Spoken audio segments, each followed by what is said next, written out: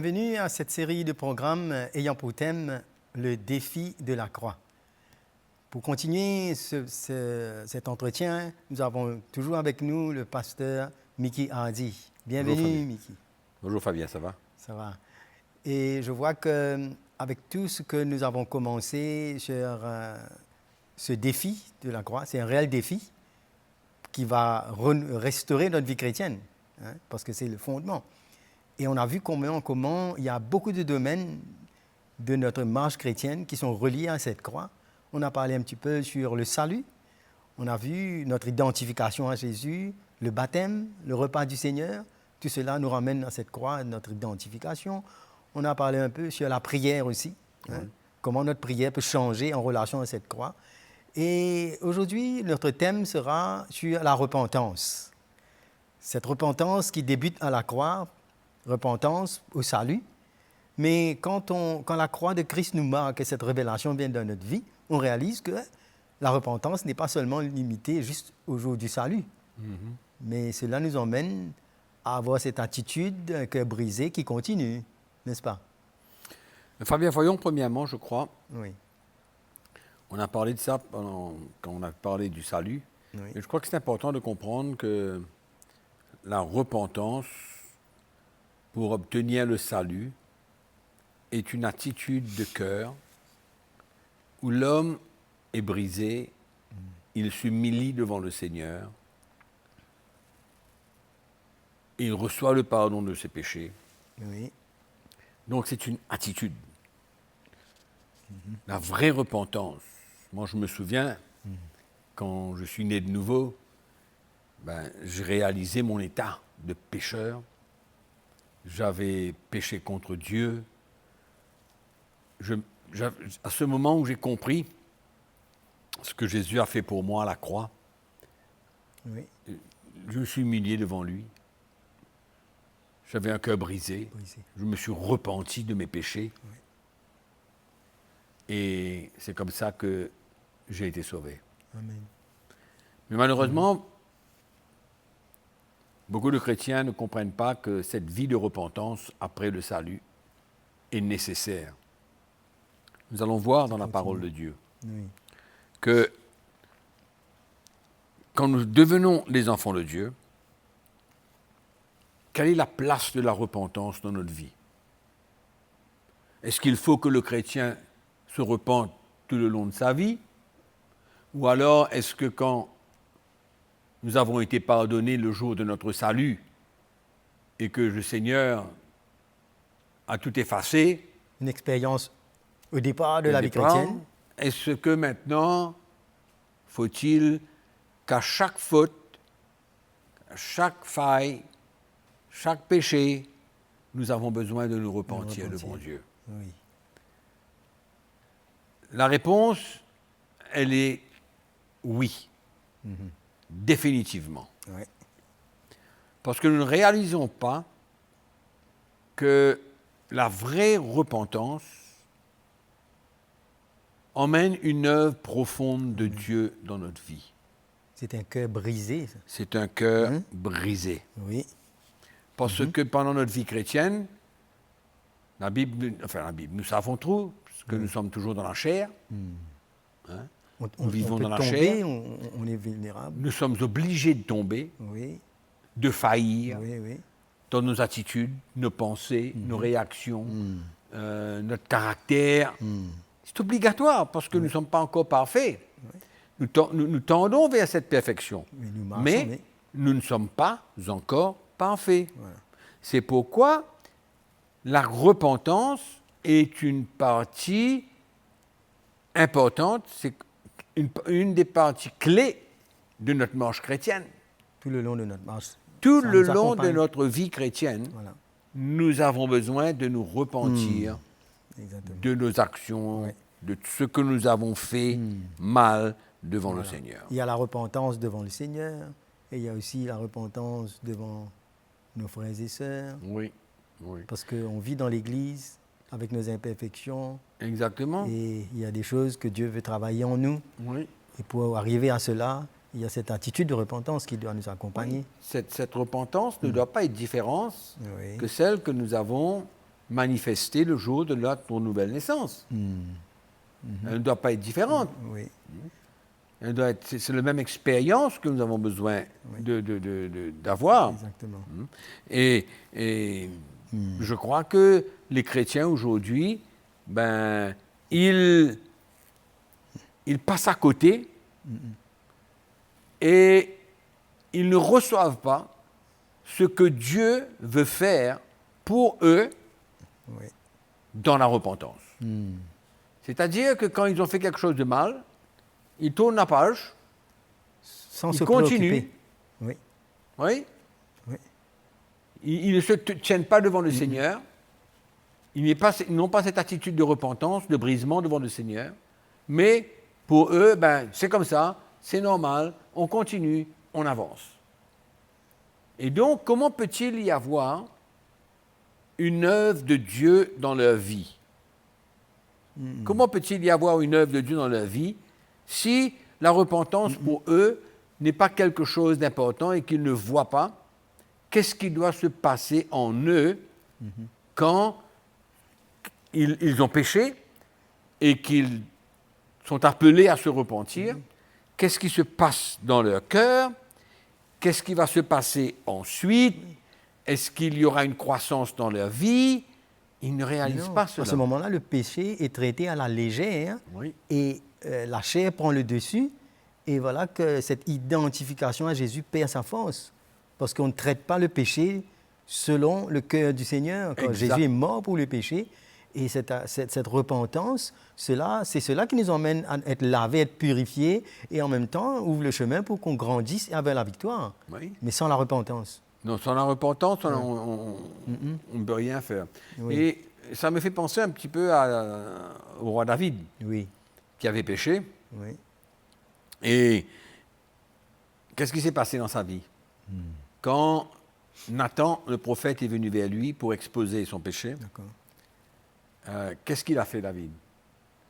Quand nous lisons le livre des psaumes, nous réalisons que cet homme a vraiment réalisé son état.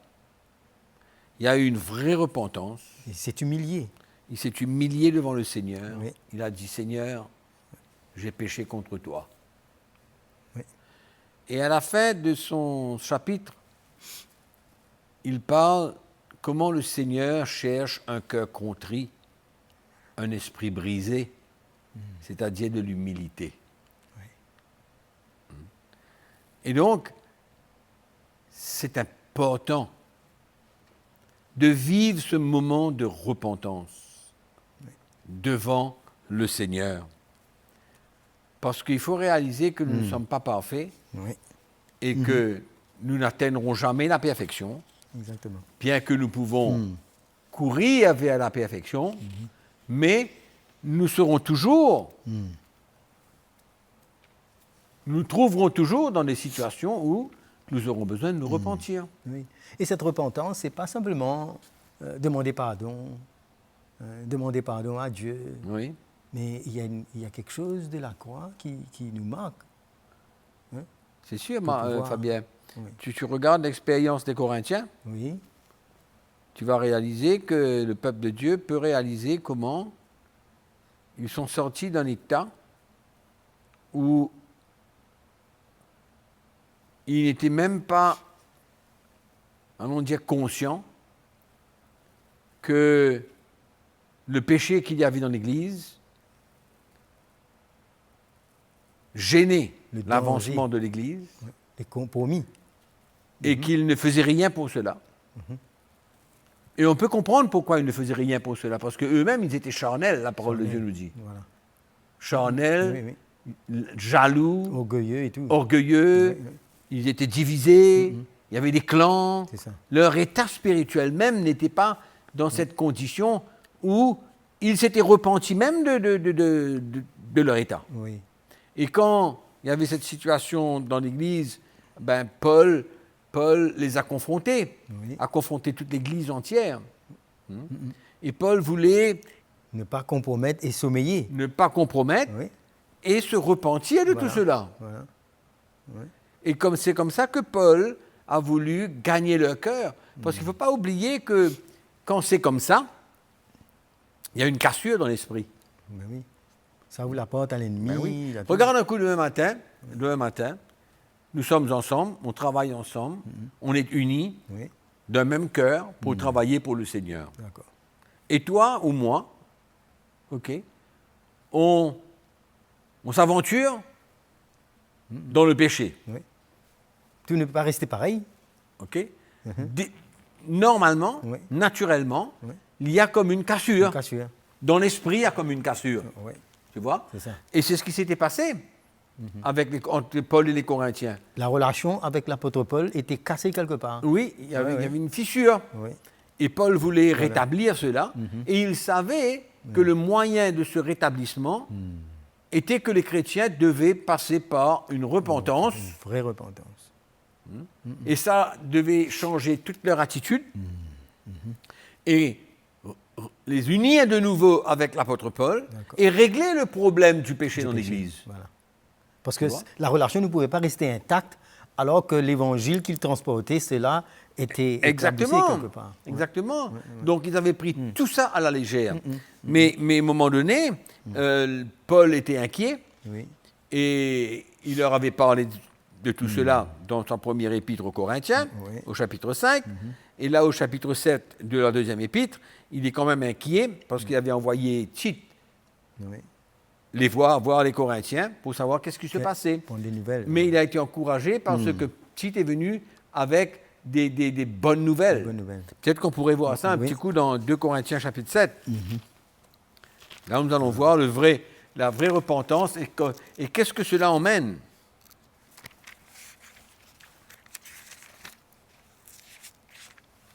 Alors, il dit au verset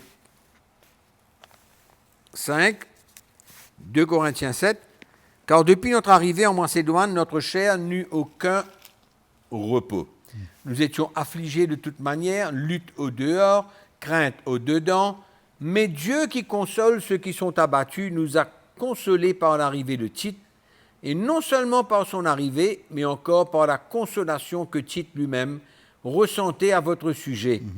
Il nous a raconté votre ardent désir, vos larmes, votre zèle pour moi, en sorte que ma joie a été d'autant plus grande. » Donc tu vois la restauration qui s'est passée là. La bonne nouvelle que Tite a emmenée à Paul, qui attendait cette nouvelle, comme quoi, comment étaient les Corinthiens, comment est-ce qu'ils avaient réagi par rapport à ma première lettre. Et là, Tite arrive et il dit à Paul, ben voilà, tu vois, il y a eu un changement. Regarde ce qui s'est passé. Ben, il nous a raconté votre ardent désir, vos larmes, votre zèle pour moi, parce qui était de retour. Paul transportait quelque chose pour eux. Oui, votre zèle pour moi, c'est-à-dire que la cassure qui avait eu lieu a été rétablie maintenant, était devenue zélée de nouveau pour Paul.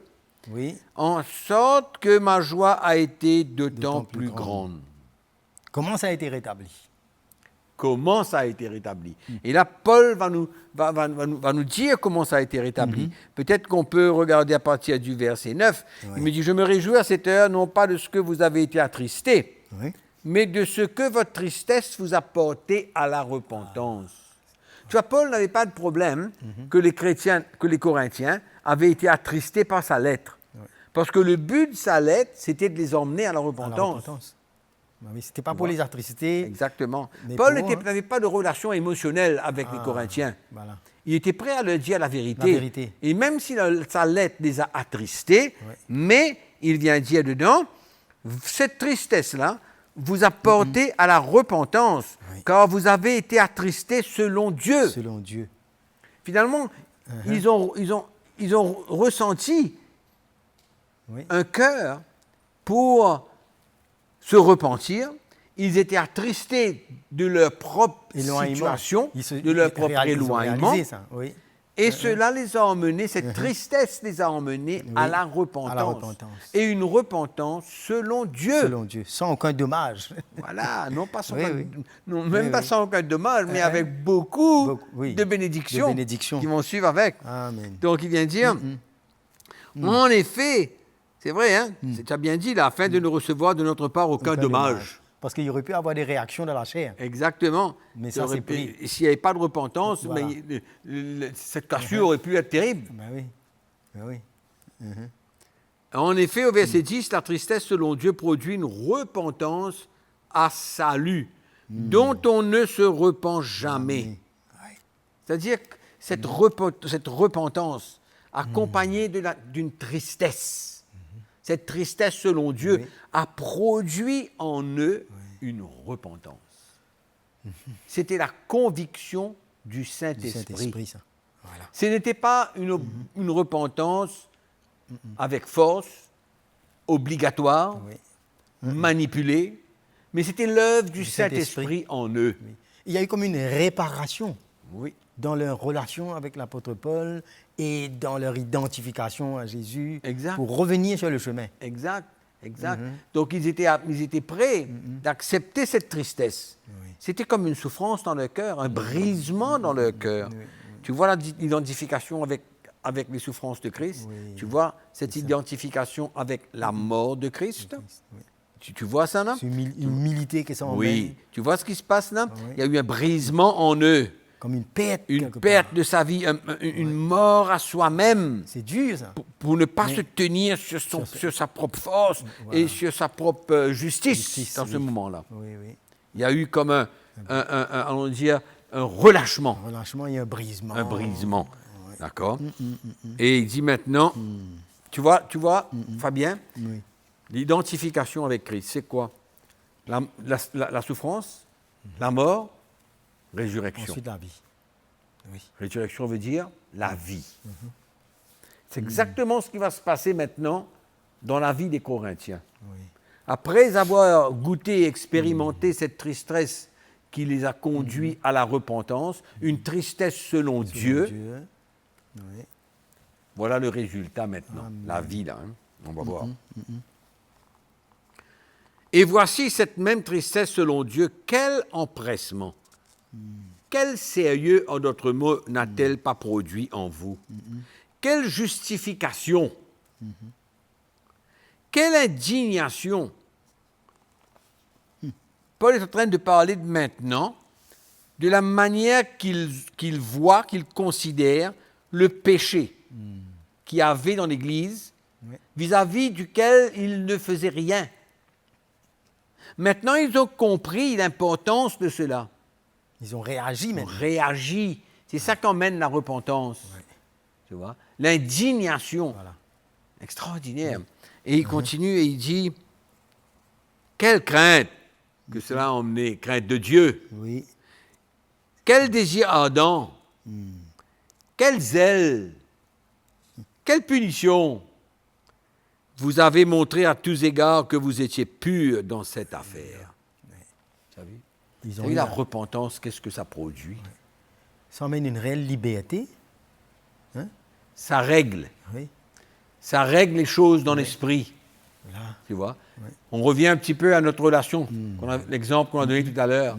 Si tu restes dans ton état de péché, il y a une cassure entre nous dans l'esprit, c'est normal. Oui. Il y a la condamnation. Mais quand tu te repens et que tu m'unies devant le Seigneur, ben, il y a une réparation. La relation est restaurée. Il y a une restaurée. La relation est remise en ordre. Il y a une unité. Et Dieu accueille ça. Exact. Et c'était ça le but de l'apôtre Paul. C'est de ramener cette unité et tous les fruits que ça a produits par la repentance. Donc Paul attendait ce moment de repentance dans la vie des Corinthiens. Oui. Faire face à soi-même, n'est-ce pas? Oui. Et réaliser. Ça me rappelle un petit peu la parabole de l'enfant prodigue qui, à un moment donné, il a dû rentrer en lui-même et réaliser l'amour de son père et revenir. Et là, à son grand étonnement, il voit l'accueil, il y a une restauration et là, il y a de tout ce qu'il a perdu. La repentance ramène cette relation-là, guérit des cœurs. Exactement. Et oublie le passé et tout est fini. Et ils sont là grandis. En fait, la vraie repentance nous emmène à grandir. Exactement. Mais l'important, je crois, dans ce livre, ce qui m'a poussé à écrire ce livre, c'est de réaliser surtout que tous ces aspects de la vie chrétienne, toutes ces doctrines de la vie chrétienne sont directement reliées aux souffrances, à la mort et à la résurrection de Christ. Oui. La croix. Oui, c'est ça. Et c'est exactement ce que nous venons voir là. Oui. Exactement ce que nous avons vu là, dans la vie des Corinthiens. Il y a eu une souffrance, il y a eu une mort, et il y a eu le fruit de la résurrection, la vie de Jésus-Christ en eux. Oui. C'est ça qu'ils ont retrouvé. Voilà. Il y a eu restauration, il y a eu unité, il y a eu libération, réparation, restauration. Oui. Extraordinaire. Et c'est dans Mickey et dans notre marche chrétienne aussi, comme dans nos relations les uns envers les autres pour l'unité de l'Église, on a besoin que cette repentance-là prenne place, n'est-ce pas? Si on veut continuer dans l'unité, cette repentance-là aussi, vis-à-vis des uns des autres, il y a toujours cette attitude brisée, n'est-ce pas? Tu sais, Fabien, je ne sais pas pour toi, mais pour moi, pendant des années, je n'avais pas compris, même dans ma relation avec ma femme, je n'avais pas compris l'importance de se repentir comme il le fallait, de briser mon cœur, tu comprends? De repentance, ça peut être que des paroles. Ça peut être, tu sais, tu fais quelque chose de mal, tu dis sorry, tu tournes ton dos, tu pars. Tu vois. Mais il y a des moments où la personne qui accepte cette repentance de notre part peut ressentir vraiment notre cœur d'humilité dans cette action. Parce que la repentance, ça brise l'orgueil de l'homme. C'est dur de se repentir. C'est pas facile de se repentir. Il faut cette œuvre de l'esprit, cette révélation. C'est pourquoi c'est une identification. Quand notre orgueil est brisé, ça fait mal. Il y a une mort à soi-même. Faire mourir ces désirs de la chair, qui est l'orgueil aussi, tu vois. Donc, c'est cette identification-là qui est importante. Et je sais que quand il y a une vraie repentance dans les relations, même entre mari et femme, ben, il y a la vie, il y a la paix, il y a la joie. Il y a une restauration. Il y a une restauration. Ça les choses guérit. se passent bien. Mais quand il n'y a pas de repentance, il y a toujours une tension. C'est tendu dans la relation. Chacun veut se justifier. Exactement. Et il y a une porte ouverte pour l'ennemi venir pénétrer, entrer et faire un peu tout ce qu'il veut. C'est pourquoi la vraie repentance, accompagnée d'une tristesse et d'une œuvre de Dieu dans notre vie, c'est à notre bénéfice. Et c'est le plan de Dieu. Tu comprends? C'est ça l'important. C'est ça l'important. On a besoin de comprendre que cette repentance, cette véritable repentance, ben, c'est non seulement l'œuvre de Dieu, mais c'est le fruit d'une conviction du Saint-Esprit. C'est ça. Tu vois? Parce que quand on veut prendre notre croix, c'est une attitude. L'Esprit de Dieu est libre de parler dans notre cœur et de nous emmener dans cette conviction. Pour vraiment, vraiment goûter à une véritable repentance. Mais celui qui n'a pas cette révélation, qui ne veut pas prendre sa croix, mais ce sera, on dirait quasiment impossible d'avoir cette attitude-là. Impossible. Il voudra toujours se justifier, avoir raison, et ce côté de perdre n'existe pas. Absent. Absent. Et c'est exactement ce que nous avons besoin pour pouvoir grandir dans une maturité et devenir cet homme et cette femme de l'esprit. Tu vois?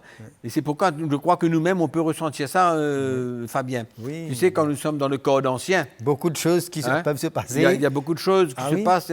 Nos actions ne sont pas toujours bonnes. Nos attitudes ne sont pas toujours bonnes. Mais ce qui est important, c'est qu'il y a une place pour la vraie repentance. On se repent les uns envers les autres. Parce que le message de la croix de Christ qu'on a reçu, on ne peut pas s'attendre à vivre autre chose que cela. Exactement. On ne peut pas être en paix quand on sait que ce fondement-là est là et qu'il y a une crainte, il y a cette conviction, et ça nous emmène à nous briser. Exact. On ne peut pas lutter contre ça. Exactement. Parce que cette révélation-là nous emmène à... On ne peut pas relâcher cette croix-là. Oui, parce qu'on se sent mal dans la relation. On se sent mal, on sent que ça ne va pas.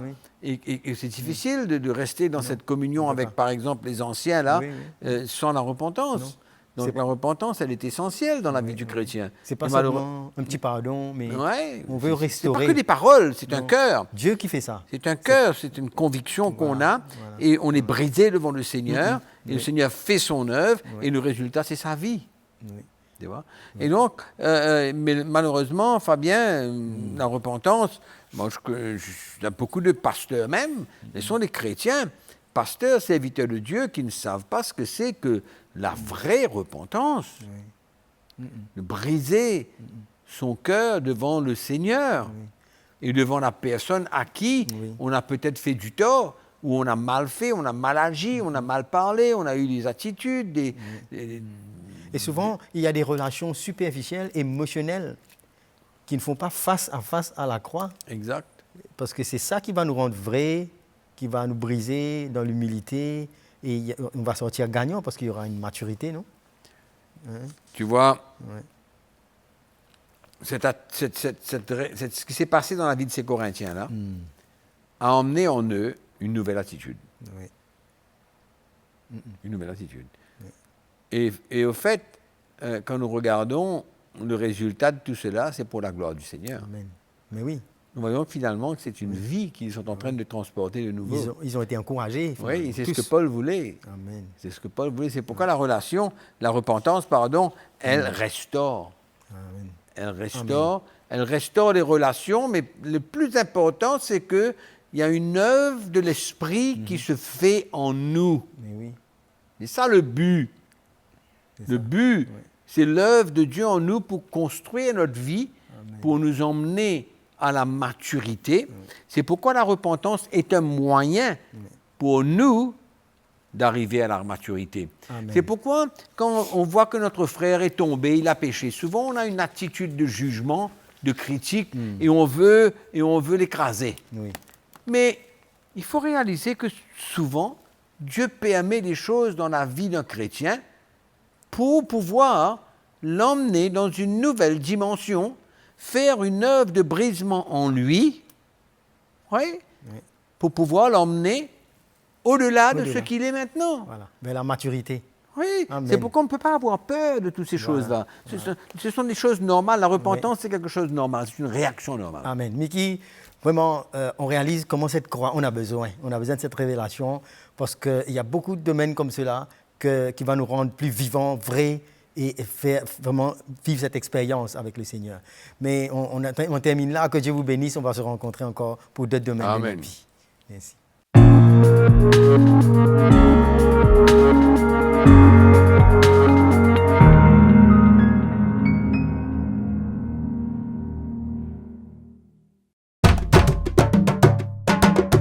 Pour plus d'informations, visitez le www.ctmi.org.